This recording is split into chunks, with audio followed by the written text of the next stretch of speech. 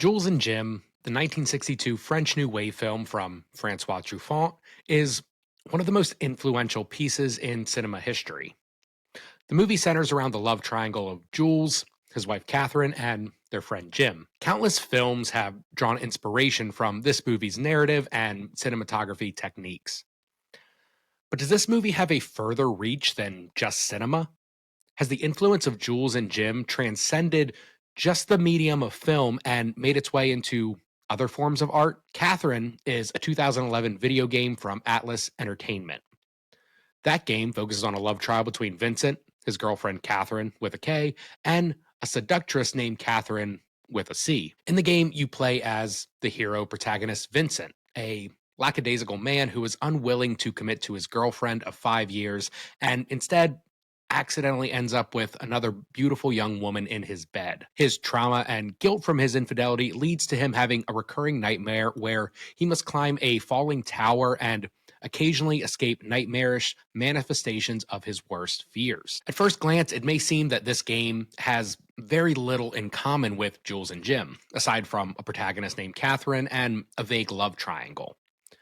But upon further inspection, these two pieces seem intrinsically linked, sharing many of the same themes like relationships, inability to commit, and a concern about the greener grass away from a life one has chosen. Jules and Jim, despite its name, is really a story about Catherine, a woman who uses her charm and sex to come between friends and, in the process, ruins the lives of those around her. Catherine is really a story about Vincent, a sort of loser dude who spends his nights drinking at the bar and finds himself unable to commit to his long term girlfriend. The most interesting dynamic between these two pieces of art is the correlation between the characters in each. In Jules and Jim, we have three main leads. We have the titular Jules and Jim, two friends, one French and one Austrian, who are inseparable pals in their youth. Jules, he's the more pragmatic of the two. He wants love and yearns to be able to settle down with a woman. Jim, on the other hand, is more of a player than his friends around him. While they both have their fair share of sexual escapades, Jim is less willing to commit. He seems all too content to work on his career and take a partner when the time is right. The problem with their friendship arises when Catherine enters the picture. Catherine in this film is played to perfection by Jeanine Moreau. She is gorgeous on screen, and the camera absolutely loves her. Truffaut frames every scene in the most flattering way. There's a scene around the end of the first act where the camera stops on different close ups of her face, framing her in these gorgeous stills that still feel like the characters want to stop and remember her face. They are mental snapshots made by each of the men, and it becomes easier and easier to understand why both men would fall in love with her. Jules is eventually victorious in landing Catherine. He is sweet, stable, loving, all the things a typical woman would claim to want in a partner. The only problem is that Catherine is not your typical woman. She's a carefree spirit who craves adventure and attention. Their marriage is tumultuous, and Jules reveals to Jim later in the film that Catherine has taken multiple partners and is prone to leave for days on end without warning. The life that Jules is able to give her, to give Catherine, it's a serene one in a quiet countryside for them and for their daughter. But it's a life that Catherine despises. Even if she would never say it out loud, Catherine needs the adventure of the big city, late nights, and drunken partners. When Jim comes to visit after World War I, Catherine finally finds the excitement she needs. She takes Jim as a lover, an arrangement that Jules agrees to only because he knows he cannot keep Catherine to himself. He knows that he is not enough for her, and the only chance she has of staying with him in their serene, quiet countryside is to bring in a friend to satiate her desires. He also knows this will only satisfy her for a short time, and the second Catherine grows bored of this arrangement, it'll be off to the next escapade. In Catherine, Vincent is less adventurous and outgoing. He's more of a barfly, one of those vampires who stays at the bar until closing almost every night. His life is a little more open ended than the characters in Jules and Jim because he is the player character, and we, the player, have the chance to mold and create a person we want. We can kind of role play as a jerk who sends Catherine, with a K, his longtime girlfriend, annoying text messages, or we could be a kind guy, someone trying to atone for their sins with sincerity and love. The game opens with Vincent making a terrible mistake. After the game introduces Vincent, Catherine with a K, and the general gameplay mechanics, a wrench gets thrown into the narrative and plot of the story. That's where we get our conflict. We are introduced to Catherine with a C, a sultry blonde woman Vincent meets at the bar and subsequently spends the night with, but has no recollection of doing so. Catherine with a K is almost the polar opposite of Catherine with a C. Catherine, K. Catherine, she's beautiful, smart, and pragmatic. She has goals, dreams, and ambition. She wants marriage. She wants to marry Vincent. And she's truthfully become a little bit naggy about the whole situation. Vincent doesn't have a great job, doesn't seem to have a ton of motivation, and lives in a small, unkempt apartment. He's still finding himself, not sure of what he wants in life, but searches for the answer every night in a bar called The Stray Sheep. See Catherine, who Vincently drunkenly wakes up beside the morning after the game's first night, is different. She doesn't nag Vincent at all. She says she likes the smell of cigarettes on his breath. She doesn't care that he stays out late at the bar drinking his pain away. Catherine with a C just wants to have fun and doesn't care whose life she ruins in the process. In the game, Catherine with a C feels very much like Catherine of Jules and Jim, just a little less subtle. She's beautiful, promiscuous, and finds comfort in the bed of another. Catherine with a K feels more like the Jules character. She wants a simple life, a faithful partner, and someone to grow old with. And Vincent, well, he feels like Jim, a character of our own choosing. The person who is most conflicted and the one who struggles the most to make the correct choices. All these characters feel like inspirations of one another, and it's interesting as the narrative progresses in Catherine to see all the different ways these two pieces of art intersect. In Jules and Jim, after Jim and Catherine begin their relationship, Catherine decides she wants to have a child with Jim. She already has one with Jules, but she feels her life will be more complete, have more meaning, and that she'll be more deeply connected with Jim were the two to have a child together. Jim, he's receptive to this. He wants to have a child with her and become married, but first there is something he must do. He must end things with Gilbert, his fiancée that he left back in Paris. Jim begins to second guess himself on his decision to marry Catherine, mainly because he knows the time with her in the future will never be as good as the time they had in the past. He can already see the rose colored glass, how his imagined life with Catherine, Jules, and their respective children is kind of just a fantasy, a moment in time that is too good to be true, and those happy times, they can never last. Or at least they'll never be as good as you remember. At least not the way they are in the beginning. Love is a drug, and that high, it soon fades away. The only way to get back to that high, ecstatic feeling is with someone else, with someone new. Throughout Vincent's story in Catherine, the video game, he is given glimpses of the early days of him and Catherine with a K's relationship. As the player, we get to see them in high school, see how beautiful she was, how all the boys wanted her. We then get to see their eventual reconnecting and courtship, their meeting, first few dates, and their eventual partnership. Vincent and us as the player were given all of these memories to remind us and him of the good times. But again, Vincent and the player knows that these times will never come to pass again.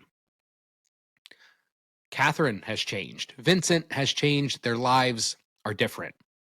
Holding on to a memory and a feeling of the past, it's just kind of useless.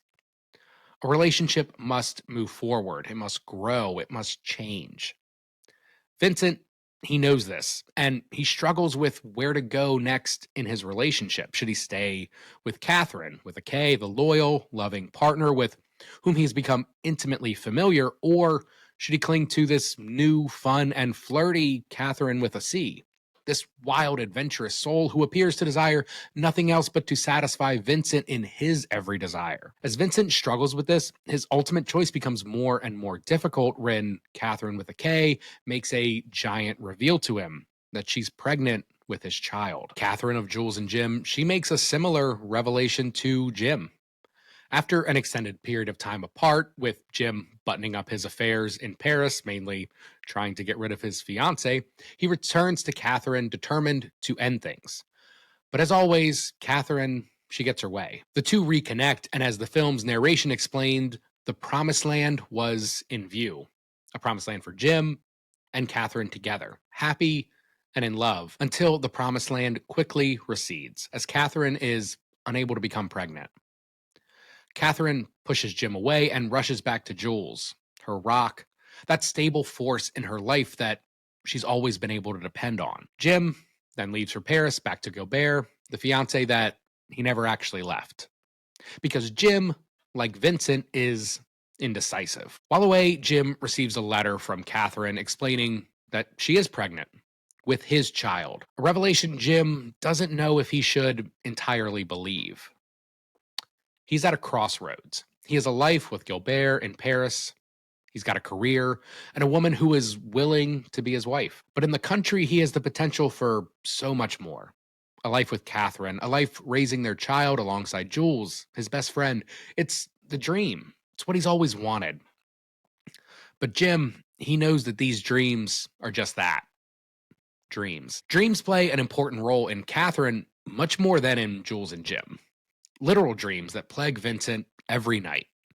Each night after Vincent goes home from the bar, he has the same type of recurring nightmare, one where he must climb a crumbling tower while sometimes being chased by a nightmarish vision. This is the bulk of the actual gameplay of Catherine, as the nightmare sequences require traversing these towers and solving puzzles to advance.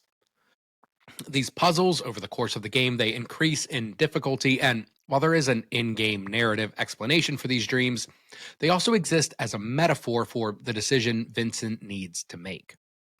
He's indecisive and plagued with guilt over cheating on Catherine with Catherine, and these dreams are the manifestation of that. Each night, he traverses more and more difficult puzzles while being chased down by a monster bride, a grotesque baby, and physical manifestations of his own mortality. Yeah, it's weird. But these sections add a layer to Catherine that isn't available in a film like Jules and Jim. It's a chance for the player to reflect on where they are in the story and where they're going, what they want to do. It is difficult to complete these puzzles, and that makes it all the more satisfying when each one is accomplished. This can be seen in Vincent as well. As he triumphs, faces fears, and overcomes them, Vincent grows stronger each night, more determined in his resolve to make the correct choice as the story progresses. We get some agency over Vincent and the story, and we can avoid the pitfalls that Jim, unfortunately, is unable to. Just as soon as Jim finds out that Catherine is pregnant, he learns that she's lost the baby, and that's the end of his dream. He remains in Paris with Gilbert, and he moves on with his life, promising to grow old with her and remain faithful. Something he knows Catherine could never promise. Sometime later, Jules and Jim are reunited, which inevitably means Jim and Catherine are reunited. After Jim meets Catherine, she tries to seduce him. Jim, he makes a confession to her. It's a long bit of exposition, but one of the best written monologues in the film and maybe even cinema history. Exposition is often lambasted in film, even by me. The idea is that you should show, not tell, meaning don't say the meaning of your film. Let the narrative and themes speak for themselves. While that is true, there are times when exposition can enhance the narrative, not hinder it. And I believe this is one of those times. Jim tells Catherine about a passage he found marked in one of her books. A passage about a woman giving herself in imagination to a stranger. Jim reads this passage as a confession. Catherine will never be content with him. She'll never be content with anyone. Catherine is a special woman, full of curiosity and wonder, easy to fall in love with, and that's what makes her so irresistible, but also so hard to hold. Catherine isn't just the woman of his dreams because of her beauty and charm, but because of the way she views the world. Always wanting to experience new things, jumping off bridges when the moment catches her right. She's a loose cannon, a firecracker. That's exactly what he loves about her and exactly why he can't return to her. It's here, after this confession, after Catherine realizes she won't, maybe for the first time in her life, get what she wants, that she pulls a gun on Jim. Catherine, the video game, also culminates in a violent encounter. Vincent's girlfriend, Catherine with a K, comes over to his apartment one morning to find Catherine with a C in his home, in his bed. She's furious and wants Vincent to explain, but Catherine with a C won't let him. She insults and berates the other Catherine, telling her how awful she is, how she can no longer satisfy Vincent, and that Vincent will remain with her. Catherine, with a C, pulls a knife on Catherine with a K, but she is the one that ends up getting stabbed. Lying dead on the floor, Vincent and his girlfriend Catherine exit the apartment, but end up in another one of Vincent's nightmares. One where he must now lead Catherine safely to the exit while being chased by a monster version of this other Catherine. After this level is beaten, the game reveals that this was a dream. The violent encounter didn't really happen. It was just Vincent's imagination playing tricks on him, but this isn't the end of the story for Catherine or Vincent. In Jules and Jim, Jim and Catherine's violent encounter isn't the end of the story for them either. There's a moment of reflection for Jim. He now knows what Catherine is capable of. This moment, Catherine pulling the gun on Jim, is actually a moment in the film that I don't really connect with. It feels a bit out of left field, and it shows the Catherine character in a light we haven't seen her in before. Sure, she's impulsive and a wild soul, but she's never been violent. She may not care who she hurts on an emotional level. And through various points in the story, we realize she's unpredictable, but never to that level of physical violence. It's a moment that, for me, feels out of place, but it's put in there really to set up the ending, because without this scene, the ending of Jules and Jim would have made absolutely no sense. Before jumping to the end of Jules and Jim and Catherine, I want to look at a small character in the film Jules and Jim, the character of Therese. Therese is introduced early on in the film. She's another fun-loving, carefree spirit who ends up taking to Jules. The difference here is that Therese moves on. She appears briefly in the beginning of the film, spends the night with Jules, and then quickly leaves. We only see her again later when Jim, by happenstance, runs into her at a bar. She's thrilled to see Jim and tells her all about her life. She quickly recounts all of her escapades, the various men she slept with, the wild lovers she's taken, until she finally settled down with, as she put it, the only man she couldn't cheat on. I find this interaction and Therese's arc in the film profound, and in a way, the entire thesis of Jules and Jim. We see a woman, briefly, at the beginning of the film, having a wild escapade, going home with a random man for a night of pleasure. And then later, after she's finished with that part of her life, she settles down. And after all those years, all that time spent running around living a wild, carefree life, the only thing she has to show for it is a 2-minute conversation in a bar to an uninterested party. Maybe that's a poor reading of her life, because she did have a great life. She lived her life to the fullest. She enjoyed all the pleasures and vices that this world had to offer, but eventually she met her match, the one man whom she couldn't cheat on, either out of love or out of convenience. She found a man whose energy matched hers, or at the very least, a man whose energy juxtaposed hers. She met a man that she could live happily ever after with, and she was content to put that life behind her. It's what Jim wants. It's what he wants with Catherine, but he knows Catherine isn't Therese. As much as he wants her to be, he knows Catherine will never be able to settle down, or at the very least, he won't be able to be the one to do it. Catherine and Jules and Jim share a lot of these same themes and ideas. The characters all have overlapping qualities, but it's their goals and choices that feel so inspired by one another. In Jules and Jim, Jim wants what he can't have. It's not Catherine because he can have Catherine. He's had Catherine. It's a life that is impossible with Catherine. A life of quiet tranquility with a doting wife. It's a life that Jules is almost able to have. Almost. But Jules has Catherine in spite of Catherine. He is able to live with her, parent a child with her, and share the same roof, but as soon as Catherine gets bored, the moment she becomes curious about what comes next, he knows she'll be off. She'll be far away from him, gone for days at a time, until she finally decides to return to the only constant in her life. And Jules will be waiting because that's his job, to pick up the pieces Catherine left scattered. Vincent, on the other hand, has no idea what he wants. He is in a long-term, loving relationship with a woman, but he craves more. He wants that excitement, the feeling that comes from meeting someone new, making love for the first time, and the ecstatic high that can only come from that new love feeling. Vincent isn't what I would call a sympathetic character, but he's one we can all relate to. He's a man on the precipice of a decision, a life changing one, or one that keeps his life the same. The difference is that the choice is up to the player as to where Vincent's life will go next and what consequences await him. The endings of Catherine, the video game, and Jules and Jim, the film, are where these metaphors and narrative similes abruptly end. Mainly because Catherine has 9 or 12 different endings depending on what version of the game you play, and Jules and Jim, being a film, has only one. After Jim rejects Catherine, seeing her ability for violence, he meets with her and Jules one more time. They have a picnic together, and Catherine asks Jim to get in the car with him. Jim doesn't hesitate. He comes as soon as she beckons, like he always does. Catherine then proceeds to start her car and drive the two of them straight off a bridge and into a watery grave, killing both of them and leaving Jules in the same position he's been in ever since he met Catherine, forced to pick up the pieces of her mess. In Catherine, several different choices can be made, but the biggest reveal is that Catherine with a C isn't really a person at all. She's a succubus, one that lures and consumes men with her sexuality. Yes, it's very strange, and the game Catherine takes a much more literal interpretation than the film Jules and Jim, but really they both portray the same message.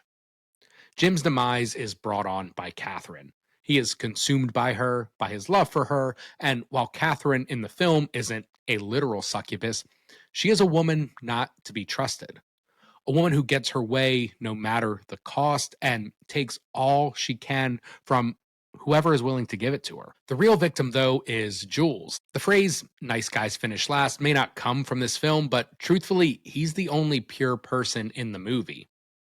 He loves Catherine unconditionally, while Catherine loves exclusively with conditions. And Jules, he's made to suffer because of this. In Catherine, the video game, there are multiple endings, but my favorite is the full body ending for Catherine with a K from the remastered full body edition. In this ending, Vincent chooses Catherine with a K, and she rejects him, moving on from Vincent and becoming the fullest version of herself. Viewing Catherine with a K as the Jules character, this is what we all hope for him in the film. We want him to move on from Catherine, to find a new life and a new love, to care for his daughter, maybe meet a nice girl, one who loves him without conditions, without a need and desire to constantly see what else is out there. But alas, we don't get that. Jules suffers the most and continues to suffer. He suffers with Catherine, and he suffers even more now that she's gone. Catherine and Jules and Jim are both pieces of art about relationships, love triangles, and loss. Our heroes suffer, but in Catherine, the video game, we are able to get that happy ending. A happy ending that is unfortunately missing from our heroes in Jules and Jim. Francois Truffaut created a story with a brilliant narrative that has inspired countless filmmakers, but he also inspired a video game where we can make our own choices, where we can choose to be better and give our heroes, whoever that may be, an ending they deserve. Thank you guys so much for hanging out. I am Joe from Create Context. If you dig this, give us a subscribe. If you made it all the way to the end, super cool. I do videos like this pretty frequently, so I'll see you again next time.